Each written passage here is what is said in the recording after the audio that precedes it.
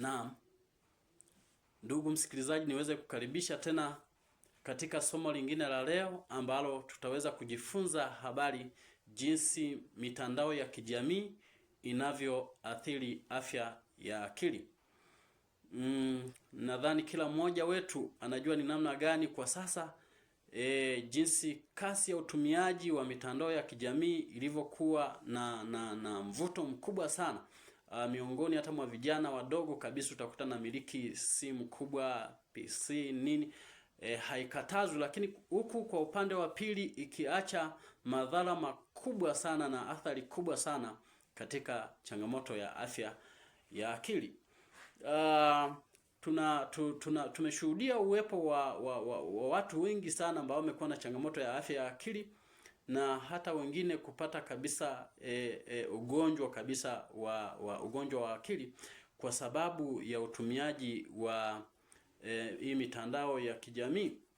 Imekuwa imeacha makovu makubwa sana ya changamoto ya afya ya akili. Siku ya leo tutaweza kuona ni namna gani ilivyoathiri kwa ulimwengu wa sasa, na ni namna gani inawezekana tunaweza tukajizuia ili isiweze kuleta athari kubwa, na hata baadhi ya watu wakajikuta wapo kwenye changamoto ya kuwa na ugonjwa wa akili au changamoto ya afya ya akili. Kumbuka, nikumbushe kidogo ndugu msikilizaji na mtazamaji wa video hii, tuliongelea habari ya afya ya akili. Tuliosema tunavyoongelea habari ya afya ya akili tunaongelea ustawi ni ustawi wa fikra, hisia, lakini pia tabia. Ustawi wa fikra, hisia na tabia, au tunaweza tukasema ni jinsi gani mtu anavyokuwa anaweza kucontrol au kutawala fikra zake, hisia na tabia. Kwa sio kwamba unajua kuna watu wengine wanaweza kusema mtu fulani hana hasira. Kila mmoja ana hasira. Lakini je, hiyo hasira wewe unaitawala kwa namna gani? Kuna muda mwingine unakuta hasira ndio inakutawala wewe. Mfano, mtu yawezekana amekasirika, unaweza kukuta mtu mzima analia mbele ya watoto wake. Labda amekasirishwa na mtoto hadi analia. Manake yule ameshindwa kuzuia hisia zake. Lakini mtu mwingine anaweza kafanya vitu vya ajabu hata jamii kashangaa. Maybe anatokea baadhi ya matukio, utakuta mtu amefanya ulawiti, ubakaji, ameshindwa kuzuia hisia zake. Na wengine maybe anaona kwamba binti anapita mbele yake, labda huyu ni mwanaume au ni mbaba mzima kabisa, anaona binti anajipitisha mbele yake, anashindwa kuzuia hisia zake, baadaye anaweza kafanya vitu vya ajabu. Na hata baadhi ya watu wamekuwa wakijikwaa kwenye nguzo kwa sababu anakuwa akimfuatilia labda binti fulani mwenye maumbile fulani amepita hapo, anajikuta akili imehama kabisa. Hivyo huyu anashindwa kabisa kucontrol hisia zake. Lakini pia tunavyoongelea habari ya fikra, na kuna wakati mwingine mawazo mabaya yanaweza yakakujia kichwani mwako. Unavyokuwa unapata hayo mawazo, muda mwingine unaweza ukajikuta unafikiria kiasi kwamba mtu hadi anapata changamoto ya sonona, changamoto ya msongo wa mawazo. Kwa nini? Kwa sababu hilo jambo ameshindwa kulipuuzia. Hivyo tunavyoongelea namna ya kudhibiti au afya ya akili ni kuweza kudhibiti mawazo ambayo ni hasi, ama mawazo ambayo yanaweza yakakuletea changamoto kwenye ubongo wako. Lakini hivyo tunavyoongelea habari ya tabia. Tabia ni vitendo, ni kufanya tendo kwa kujirudia. Hiyo ndio tunaongelea habari ya tabia. Lakini tabia ni output ya hayo mambo mawili, fikra na hisia, au ni matokeo kati ya fikra na hisia, ndio tunapata tabia.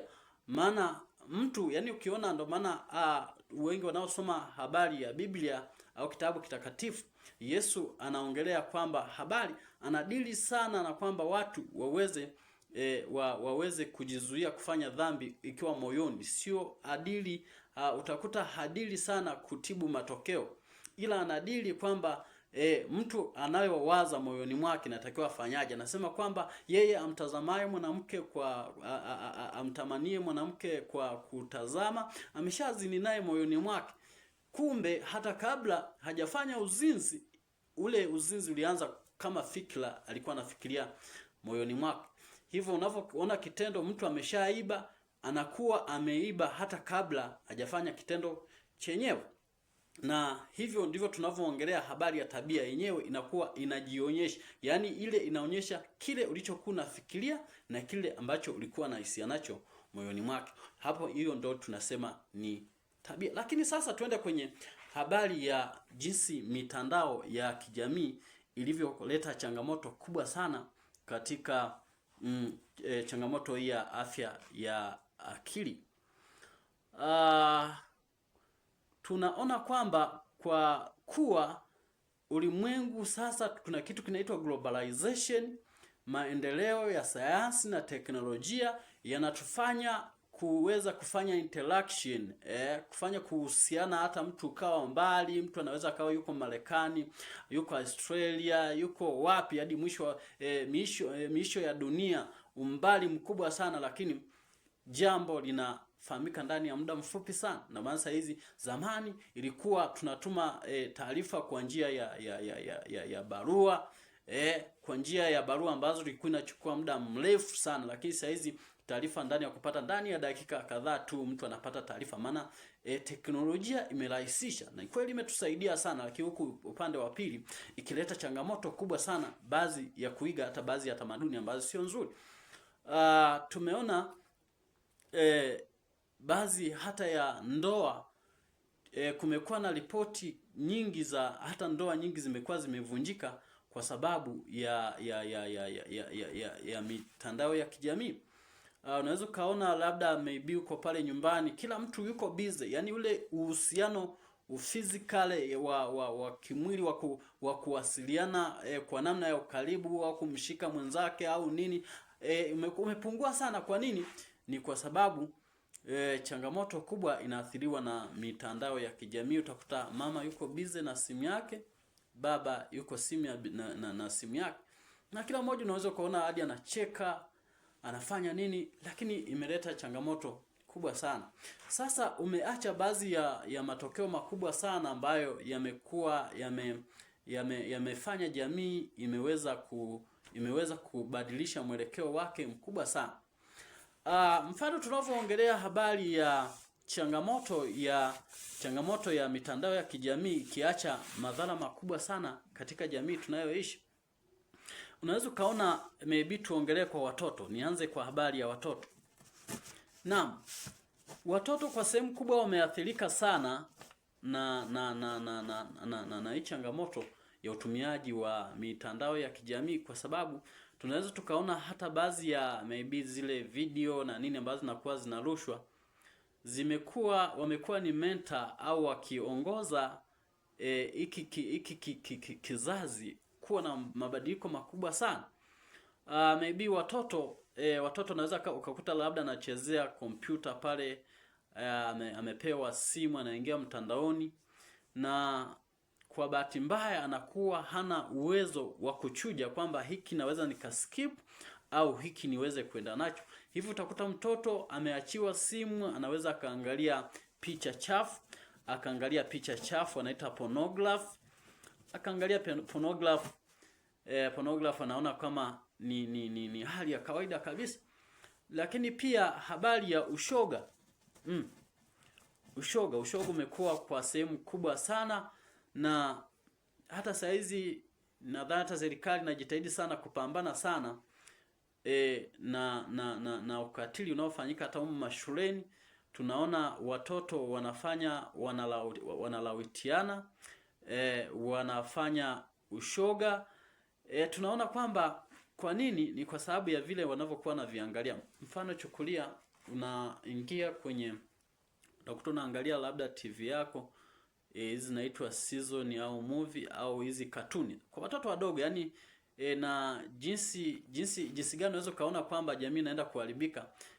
Angalia hata vile vikatuni, unaweza kukuta pale kuna wameweka kikatuni ambacho kinaigiza ushoga.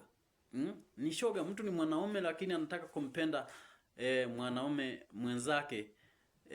Hii inakuwa sio hali ya kawaida. Ni hali mbaya sana.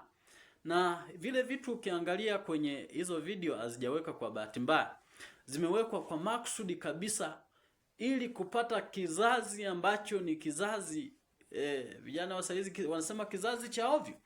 Hiki kizazi cha ovyo kinakuwa kinajengwa ni kwa sababu ya vile vitu ambavyo hii teknolojia imetuletea, lakini tumeshindwa kuitumia vizuri. Teknolojia sio mbaya by the way, ila basi ni namna gani tunavyokuwa tunaitumia. Unaweza kuitumia kwa matumizi mazuri au mabaya. Lakini pia unaweza ukashangaa, unaangalia hizo movie unaangalia pale kuna baadhi ya watu ambao ni role model, ni watu ambao ni role model ambao ni watu wengi wanatamani wawe kama wao. Unakuta mtu mle yupo ameshika sigara, anavuta sigara, anatumia pombe. Hivyo vyote watoto wanavyokuwa wanaona yes, mimi natamani kuwa kama fulani. Wanaona ni fashion kabisa kutumia sigara na kutumia pombe. Kwa utakuta baadaye mtoto ameanza kujaribu kuvuta nini? Kuvuta sigara. Wazazi wanaanza kushangaa kwamba hii kizazi